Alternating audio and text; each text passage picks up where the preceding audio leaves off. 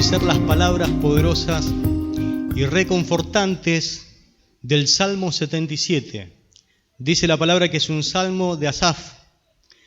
Asaf era un gran músico y cantor en los tiempos del rey David y de Salomón. Muchos salmos en la Biblia abordan la experiencia del dolor, del sufrimiento, del quebrantamiento del ser humano. Son como una forma de expresión emocional y espiritual donde las personas comparten su angustia, la tristeza, el miedo, la frustración con Dios. A menudo describen situaciones difíciles como enfermedad, persecución, adversidad e inclusive ataques de los enemigos. En ellos el salmista expresa su dolor y confusión ante estas circunstancias, pero además claman a Dios buscando consuelo, buscando dirección e inclusive liberación. Hasta algunos expresan, sentimientos de abandono de parte de Dios, tal como nosotros también en ocasiones sentimos. ¿Quién no se ha sentido alguna vez identificado con algún salmo en especial manera? ¿Cuál es su salmo? Que usted dice, este es mi salmo, yo me siento identificado con este salmo. Hay muchos salmos que podríamos decir, este es mi salmo favorito. Los salmos son valiosos porque permiten a las personas reconocer y compartir su dolor con Dios e inclusive con otros creyentes. También muestran que no estás solo en las luchas y que puedes encontrar esperanza y consuelo en medio de la aflicción. ¿Estás atravesando momentos de dolor? ¿Estás en angustia? ¿Estás en aflicción? Todos pasamos momentos de dolor, todos. ¿Cuánto hace que estás en aflicción, en dolor? Quisiera preguntarte también otra cosa. ¿Sufres justamente o injustamente? Porque también ahí radica algo fundamental. ¿Sufres justamente o injustamente? Porque muchas veces nosotros mismos nos buscamos el sufrimiento. Sabiendo que no hay que hacer tal cosa, la hacemos. Sabiendo que no deberíamos estar metidos en alguna cosa, nos metemos en esas cosas y después viene el sufrimiento. La palabra de Dios a veces nos advierte y nos dice, porque precisamente Dios nos ama y no quiere que caigamos en el dolor. Hay diferencia entre sufrir justamente e injustamente. Como también, por ejemplo, no es lo mismo que uno se desgarre un músculo. No sé si alguna vez se desgarró. No es lo mismo que te desgarre jugando al fútbol que trabajando. Trabajando te cubre la ART, ¿no? Jugando al fútbol, llega a casa y te dice, arréglatela, yo te dije que no vaya. Y ahí viene el sufrimiento, ¿no? El dolor. El Salmo 77 nos enseña que en los momentos de aflicción y angustia es fácil caer en la desesperanza y la desconfianza en Dios. Hubo momentos en mi vida que me encontré preguntándome en algún momento, recuerdo que era un adolescente, pero preguntaba, ¿por qué tengo que sufrir tanto? Yo me senté en la puerta de casa, mirando hacia afuera o mirándome hacia adentro y me preguntaba, ¿por qué tengo que sufrir tanto? ¿Por qué tanto dolor? ¿Por qué tanta angustia? No tenía a Cristo en el corazón. Creía en Dios, pero no lo tenía en mi corazón. Y una cosa es sufrir con Cristo y otra cosa es sufrir sin Cristo, reinando en el corazón. Yo me preguntaba, ¿tiene sentido todo este sufrimiento? Claro, más tarde entendí, ya como cristiano, como hijo de Dios, perfectamente el propósito de la aflicción. el propósito del dolor en el ser humano. Y se lo digo ahora, ¿cuál es el propósito? Tu desarrollo. Si no hay dolor, no hay desarrollo. Tu crecimiento, tu progreso, tu perfección. Este salmo nos enseña a mantener nuestra fe y confianza en tiempos difíciles. Nos muestra cómo encontrar consuelo, cómo encontrar fortaleza y esperanza en nuestro Padre Celestial. El mensaje de este salmo es claro y sencillo, muy claro. Dice que tendríamos que pensar solo en Dios y no en el dolor que produce quebranto y desánimo. Porque si solamente pensamos en la aflicción, vamos a estar muy, pero muy doloridos en la vida. Mientras que si nosotros pensamos en Dios en los momentos de aflicciones y de tristeza, esto se va a parecer mucho como a cantar a Dios en un día de aflicción. ¿Cómo podemos depositar nuestra confianza en Dios? En primer lugar, reconociendo nuestra aflicción. Vayamos por favor al versículo 1 y 2, que nos dice el Salmo lo siguiente.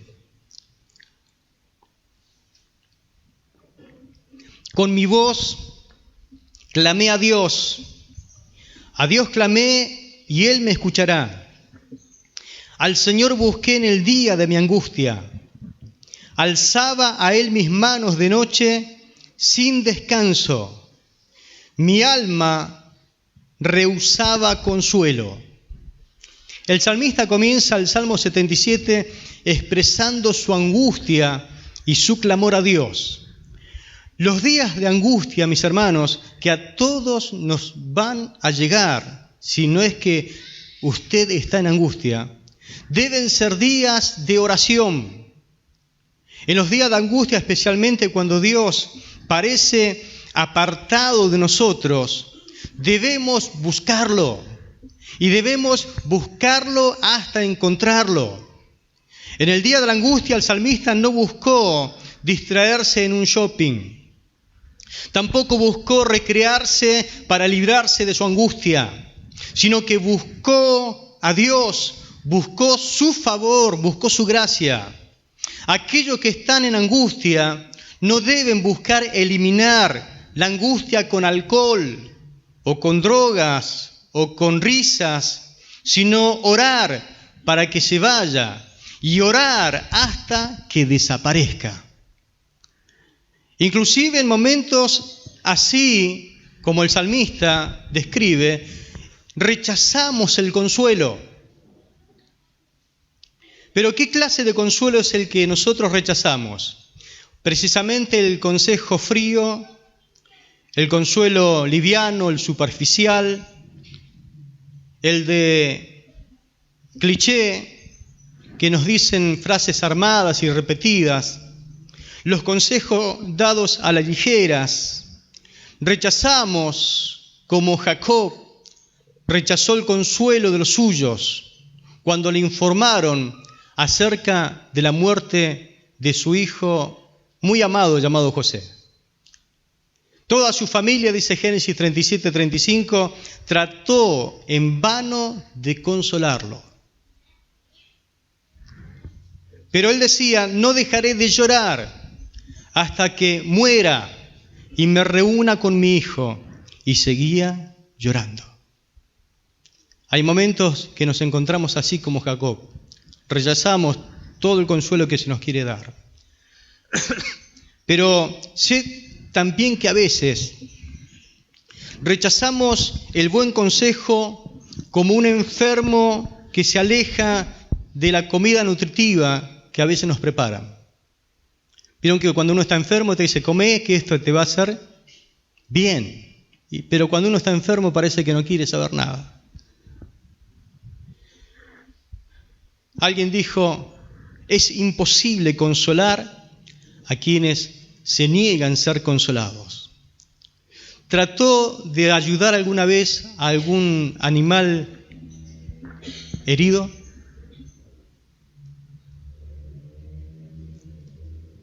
un animal que fue quizás atropellado por un auto o le pasó algo que lo dejó mal herido, y usted tiene toda la mejor intención de querer ayudarle, pero a veces se torna muy peligroso querer ayudar a un animal herido. Pero hay que usar de mucho tacto, hay que usar de mucha sabiduría. Hay veces que también cuando usted está en aflicción o cuando quiere acercarse a alguien que está afligido, que está muy mal, tiene que usar y pedirle a Dios tacto y pedirle mucha sabiduría para no estropearlo más de lo que está. El salmista reconoce su aflicción y su desesperación y nos invita en esta noche a hacer lo mismo. Que en momentos de adversidad nosotros podamos buscar a Dios intensamente. Escuche, alguien dijo así: el que se arrodilla ante Dios sabrá estar de pie ante cualquier situación difícil. Por lo tanto, sé honesto con Dios en esta noche y exprésale tus sentimientos, sabiendo que Él siempre está dispuesto a ayudarte y a escucharte. Gloria a Dios. Entonces, ¿cómo podemos depositar nuestra confianza en Dios? En primer lugar, reconociendo nuestra aflicción, pero en segundo lugar, según el versículo 3 al 9, recordando los actos poderosos de Dios. Dice el verso 3, me acordaba de Dios y me conmovía, me quejaba y desmayaba mi espíritu. Ese Selah es hacer silencio. No me dejabas pegar los ojos, estaba yo quebrantado y no hablaba. Consideraba los días desde el principio, los años de los siglos. Me acordaba de mis cánticos de noche, meditaba en mi corazón y mi espíritu inquiría. ¿Desechará el Señor para siempre y no volverá más a hacernos propicio? ¿Ha cesado para siempre su misericordia? ¿Se ha acabado perpetuamente su promesa? ¿Ha olvidado Dios de tener misericordia? ¿Ha encerrado con ira sus piedades? Y otra vez una oportunidad para hacer silencio. El salmista está como diciendo, ¿acaso Dios no es más bondadoso como lo era antes? ¿Ha cerrado las puertas de su amor, las puertas de bendiciones? ¿No se ha encontrado alguna vez así como el salmista? ¿En la misma situación? No sé si puedo ser franco en esta noche. A medida que el salmista lucha con su angustia, decide recordar los actos poderosos de Dios en el pasado. Y al hacerlo se da cuenta de que Dios es fiel y Dios es poderoso y que ha obrado maravillas en el pasado. Solamente recordar algunas cosas es como que viene un quebrantamiento a nuestras vidas. Y el hecho de recordarla es como que nos recreamos en el espíritu de las cosas que hemos visto que Dios hizo, las cosas que Dios obró, las cosas que uno puede notar que hizo en nuestra familia, en nuestros seres queridos, en la iglesia, a nuestro alrededor. ¿No ha pensado alguna vez y ha orado de esta forma? Dios, sé que estás ahí, sé que estás aquí. Pero ¿por qué no me ayudas de la forma que pienso que necesito ser ayudado? Como que a veces nos ponemos a orar y decimos, Señor, ayúdame. Pero ¿es mucho pedir que me ayudes como yo quiero que me ayudes? Porque no sé si usted se da cuenta que a veces Dios lo escucha, pero no le responde como usted quiere. Una cosa es saber que Dios te escucha, otra cosa es entender que Dios no está haciendo nada para librarte de la situación. Y esto inclusive es como que nos abruma más. Pero aprendemos juntos dos cosas interesantes. Número uno, en ocasiones, hermano, le pedimos a Dios que cambie nuestra situación o nuestra circunstancia sin entender que Dios puso esa circunstancia para cambiarnos a nosotros.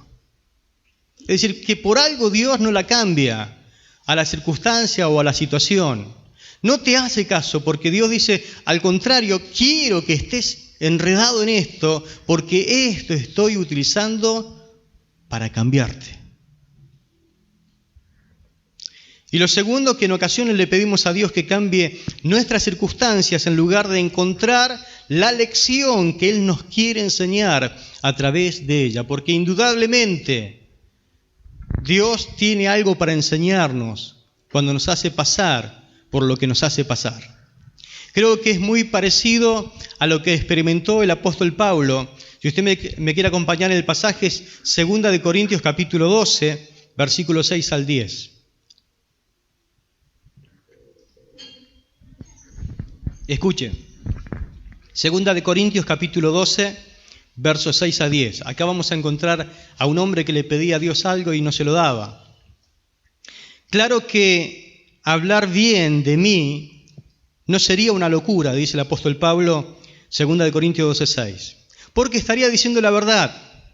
Pero no lo voy a hacer porque no quiero que solo por las cosas que hago o digo, o por las cosas maravillosas que Dios me ha mostrado, alguien piense que soy más importante de lo que en realidad soy. Por eso, para que no me llene de orgullo, padezco de algo muy grave.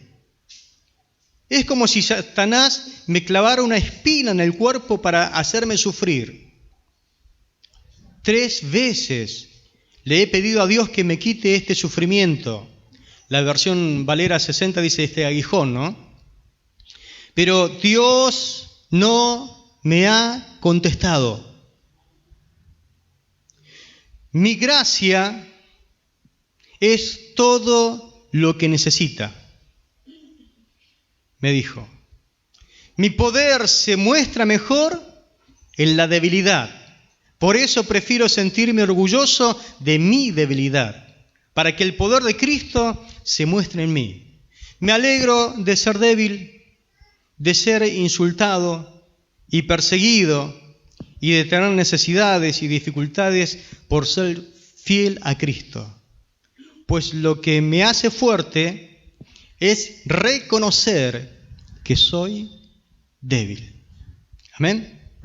Indudablemente Dios sabe cómo tratar con cada uno de nosotros. ¿Y qué es lo que ayuda y qué es lo que no ayuda? Si usted hubiera sido Dios, póngase un momentito como Dios, y Pablo le ora a usted, le dice, sácame este aguijón. Satanás me está bofeteando, me hace sufrir. Dice que le pidió 1, 2 y 3 veces. ¿Qué hubiera hecho usted? Porque hay veces que somos hasta más buenos que Dios, ¿no? Queremos ser más buenos que Dios. Dios dijo, no te puedo sacar este aguijón. Porque si te saco este aguijón, el orgullo te va a hacer perder. Y yo necesito que vos seas salvo. Cuando vos sos orgulloso y prescindís de mí, me haces acordar al diablo y te voy a condenar.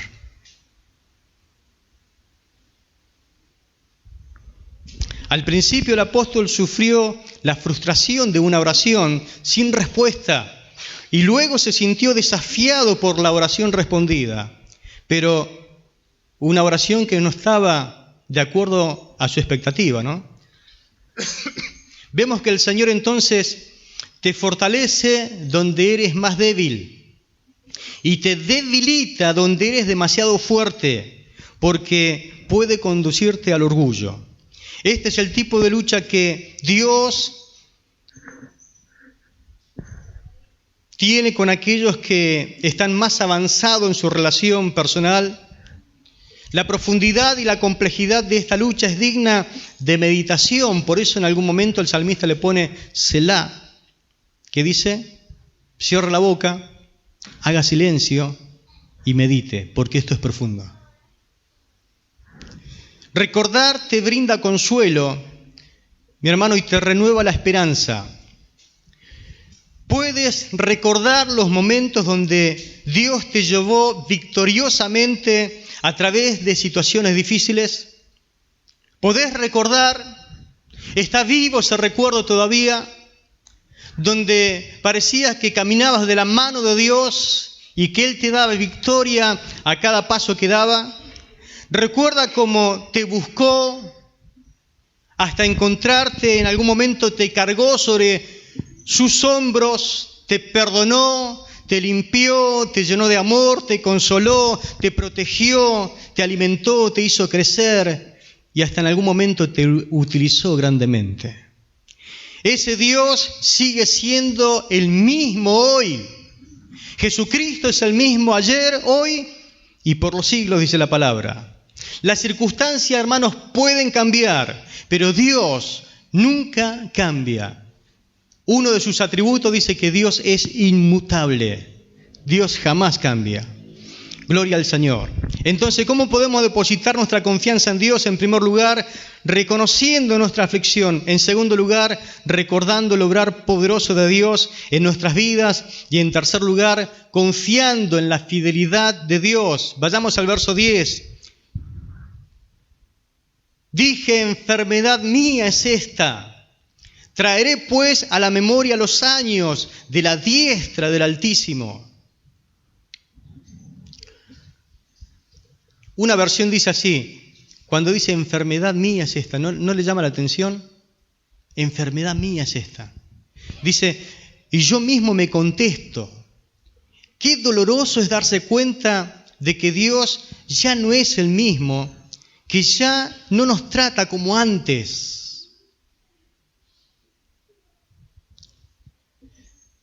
Se dice a sí mismo, el salmista, como que más vale, no te pongas a pensar en vos mismo, cambia la forma de pensar y cambia rápido el pensamiento.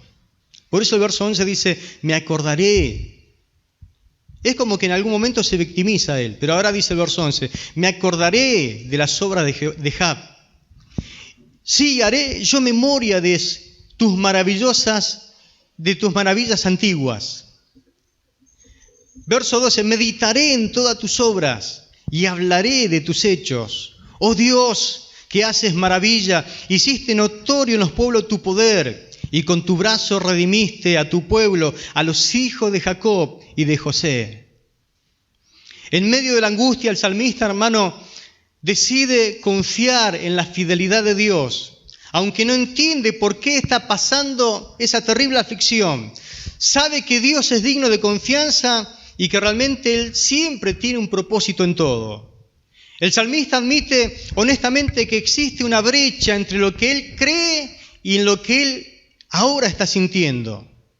Hay un momento donde debemos alentarnos, parece, a nosotros mismos, como el salmista lo hizo y él está diciendo, por favor, a ver, arreglate un poquito, recuerda. Es como que se golpea un poco y se dice, es tiempo de hacer memoria, es tiempo de recordar. No sé si alguna vez usted se habló a sí mismo, pero hay momentos donde se tiene que cachetear un poco y decir, pará, recordá, utilizá bien los pensamientos, utilizá bien la mente. O porque te frustrás, caes en depresión, o empezás a recordar un poquito, porque en el recuerdo puede ser que haya victoria. Ray Stedman, un gran hombre de Dios, hace un comentario acerca del versículo 10, diciendo lo siguiente. Aquí tenemos a un hombre que está intentando ser realmente honesto con Dios. Dice, he analizado mi situación, he intentado la oración durante toda la noche, en el pasado he recibido ayuda, pero ahora no recibo ninguna ayuda. Dios hizo que mi corazón cantase en el pasado, elevase alabanzas, pero ahora está vacío, desprovisto y desalentado. ¿Por qué me pasa esto? He pensado en ello, he examinado mi propia vida, mi propio corazón, y me he hecho estas preguntas, pero no puedo contestármelas. Mi conclusión debe ser que he juzgado a Dios equivocadamente. Yo creía que Dios nunca cambia, que Él siempre respondería cada vez que yo viniese a Él, pero no lo ha hecho. Por lo tanto, he llegado a la conclusión irresistible que Él es como un hombre y que no se puede confiar en Él. La conclusión del salmista, ¿no? Dicho en nuestras palabras, fíjese a lo que llega como conclusión. Existe la posibilidad cierta de que un día en todo lo que creíste se desmorone en un instante. ¿Puede ser eso, cierto? El salmista, según este versículo, estaba a punto de perder la fe. ¿En qué queda todo lo que creí, todo lo que prediqué, todo lo que experimenté, todo lo que sentí? Y la angustia es tal que parece que usted no puede ver, no puede oír, no puede pensar correctamente y se va hundiendo, parece en un pantano, en una ciénaga profunda y está a punto de sucumbir. Su fe está a punto de claudicar. Hizo todo lo que sabe que tiene que hacer y no hay respuesta. Todos, hermanos, pasamos por el día de la angustia. A todos nos toca pasar en algún momento por el día de aflicción. Este es el momento cuando uno como pastor atiende a personas que, por ejemplo, te dicen: pastor, ya no sé qué hacer. He intentado la oración, he intentado leer mi Biblia, he intentado pensar en serio, pero parece que nada me ayuda. Ya no sé qué hacer. ¿Qué es lo que me está pasando? Ahora, este acto de fe permite encontrar consuelo y paz en medio del sufrimiento. ¿Por qué? Porque el Salmo nos desafía a confiar en la fidelidad de Dios, pero en todas las circunstancias, incluso cuando no comprendemos bien cuál es su plan para con nosotros. Asaf presenta un proceso de 3 pasos para salir de ese estado calamitoso, ese estado enfermizo y ser sanado en nuestro espíritu, en nuestro interior. El versículo 11 y 12, el primer paso dice: me acordaré. El segundo paso, meditaré. Y el tercer paso, hablaré. Es nuestro deber, hermano, buscar consuelo y no ceder ante la desesperación con un fastidioso abandono, con desidia. Nos tiramos hacia atrás, bajamos la guardia y parece que ya no hay más nada que hacer. No, aprendamos juntos hoy que lo que Dios hace muchas veces tiene sentido, aun cuando para nosotros no lo tenga. Dios jamás se confunde. Dios nunca deja de ser Dios, por más que nosotros nos sintamos como nos podamos estar sintiendo. Él es Dios para siempre. Ya Isaías los dijo en el capítulo 55, versículo 8 y 9, que es un versículo muy poderoso para nuestras situaciones, que a veces no entendemos lo que nos pasa. Dice Isaías 55, verso 8 y 9 lo siguiente: yo no pienso como piensan ustedes, ni actúo como ustedes actúan. Mis pensamientos y mis acciones están muy por encima de lo que ustedes piensan y hacen. Están más altos que los cielos. Les juro que realmente es así. ¿Cuánto tienen ese Dios? Aprendamos además que por lo que tú clamas por ser librado, es lo que Dios utiliza muchas veces para ir cambiándote día a día a la imagen de su Hijo Jesucristo. Porque todo lo que nos pasa tiene un propósito, aunque no lo entiendas. Tu aflicción tiene un propósito. El sentarte afuera de la puerta o a solas y pensar que es mucho el sufrimiento, es mucha la calamidad, que no entiende nada por qué pasa esas cosas. La Biblia declara que hay un propósito por el cual nos pasa todas las cosas. Y es que seas transformado a la imagen de su Hijo Jesucristo. Dice Romanos capítulo 8, verso 28-29, además sabemos que si amamos a Dios, Él hace que todo lo que nos suceda, una versión dice coopere, para nuestro bien. Él nos ha llamado de acuerdo con un propósito.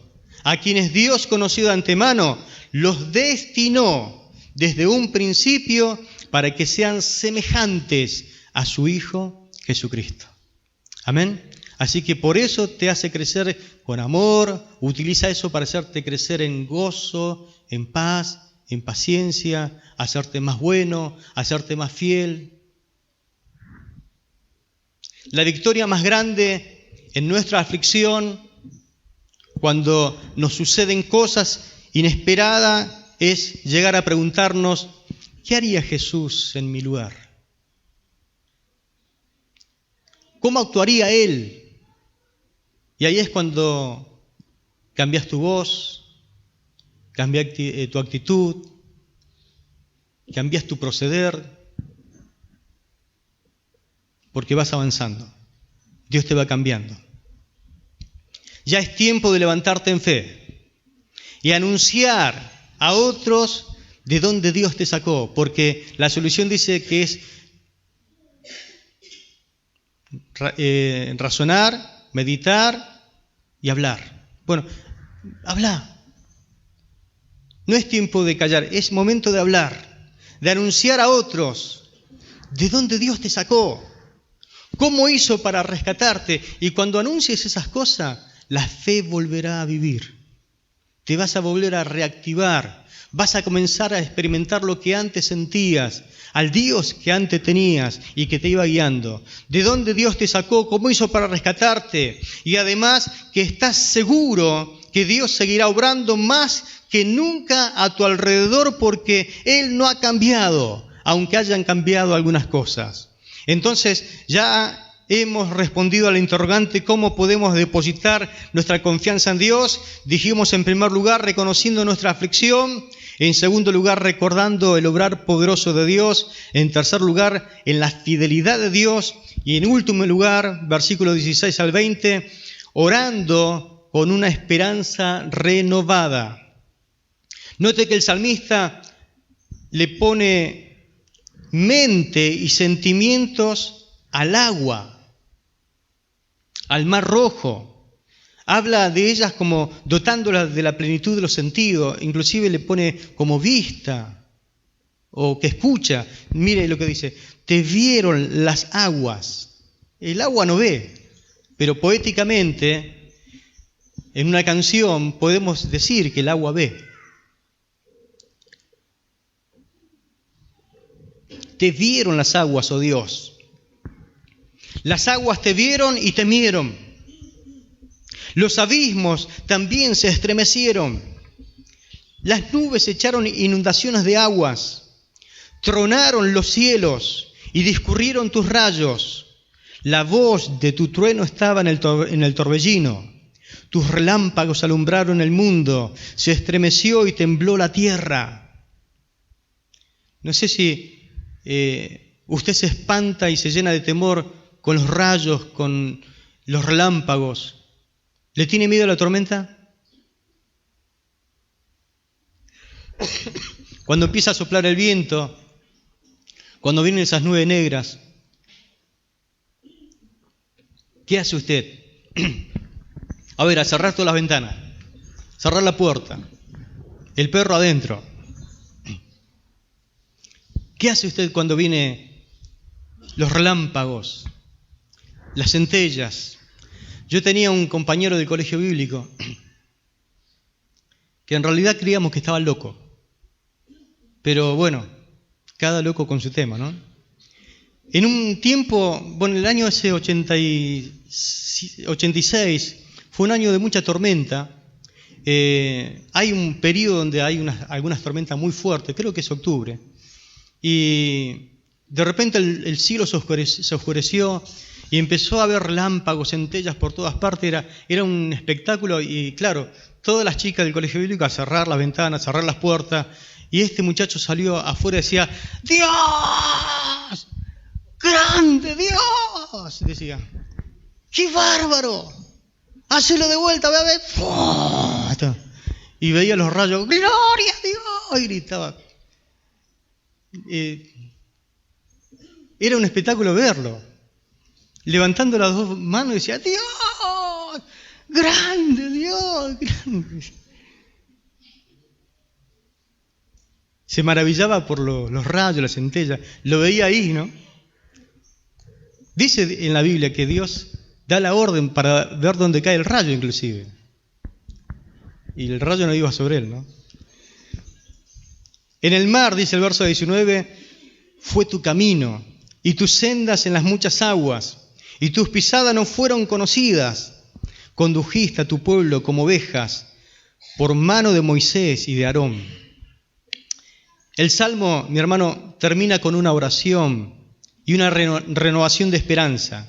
El salmista clama a Dios expresando su angustia, sus necesidades, confiando en que Él escucha y responderá. Dios no solamente hizo maravillas en el Mar Rojo, porque todo esto que recién leímos es una interpretación poética de lo que sucedió en el Mar Rojo cuando Israel estaba por cruzar ese mar. El heridor de Egipto de repente se transformó en el pastor de Israel. Condujo a sus enemigos hasta una trampa mortal, eliminándolos a todos de una vez. Pero después se fue delante de su pueblo escogido. En los momentos más difíciles de tu vida, lo verás actuando como nunca antes actuó. Batallando a tu favor, peleando tus batallas, eliminando a tus enemigos, pero también protegiéndote, guiándote. La bondadosa y amorosa mano de Dios fue para Israel, pero no se detuvo en el Mar Rojo, sino que condujo al rebaño escogido como guía de pastores fieles a través de todos los peligros del desierto. Dios estaba proveyéndole aguas, proveyéndole carne, proveyéndole sombra, proveyéndole fuego de noche, luz, protección. Lo condujo hacia la tierra prometida. El Dios del Salmo 23 es tu pastor. Ese Dios que, si lo tenemos a Él, no nos falta nada.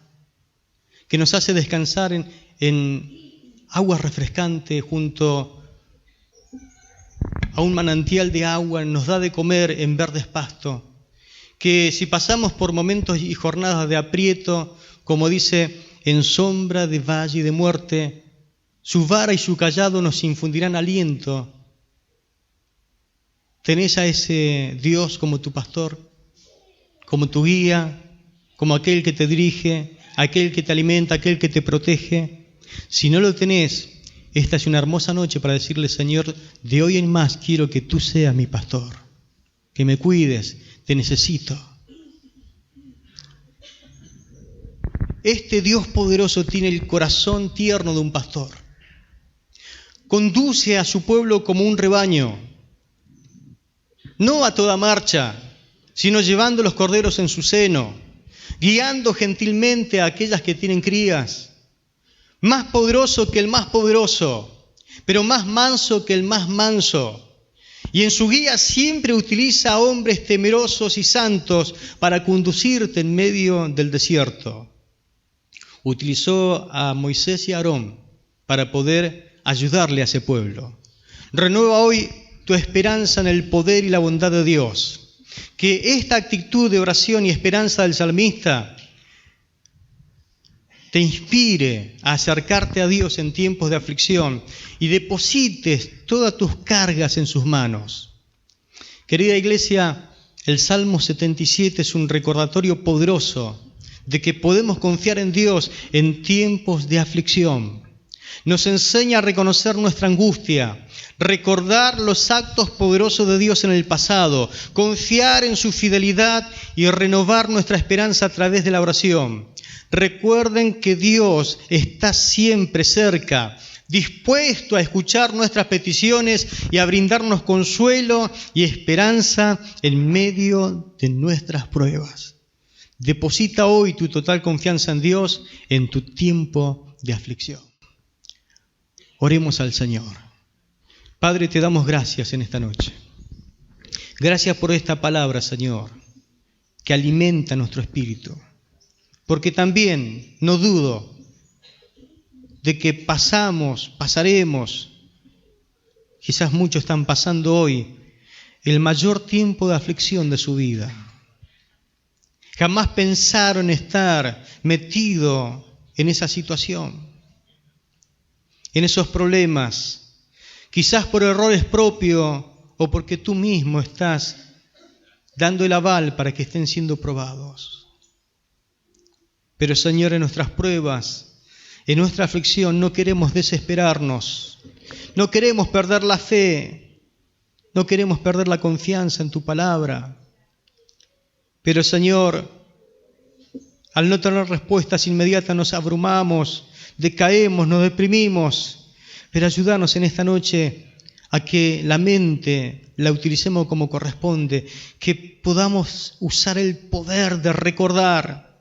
Porque así como estuviste con nosotros en tiempos pasados, tú no has cambiado. Sigue estando al lado nuestro, Señor, para poder ayudarnos, para levantarnos con poder.